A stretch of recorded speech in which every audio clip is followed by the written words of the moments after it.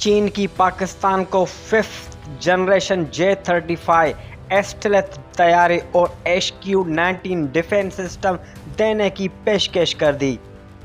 حکومت پاکستان کے official account سے وزیر اعظم شہباز شریف کے دور حکومت میں حاصل کی جانے والی سفارتی کامیابی جاری کی گئی۔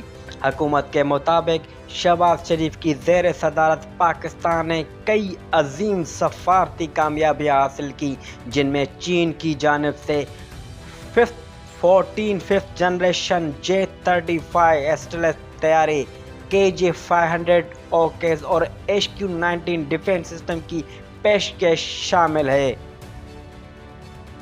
حکومت پاکستان کے مطابق شہباز شریف کی زیر صدارت پاکستان نے کئی عظیم سفارتی کامیابیاں حاصل کیں، جن میں چین کی جانب سے 5th جنریشن J-35 اسٹیلتھ طیارے KJ-500 اوکیز اور HQ-19 ڈیفنس سسٹم کی پیشکش شامل ہے۔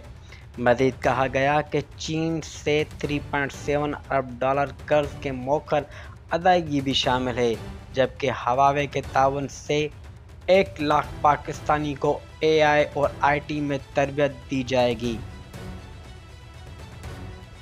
حکومت پاکستان کے مطابق آذربائیجان نے 14 JF تھنڈر طیاروں کی خریداری کے لیے $2 ارب کی سرمایہ کاری اور $4.6 ارب کے دفاعی معاہدوں پر دستخط کیے، جبکہ پاکستان ایران کے 3 سے $10 بلین تک J-35 بڑھنے کا امکان ہے۔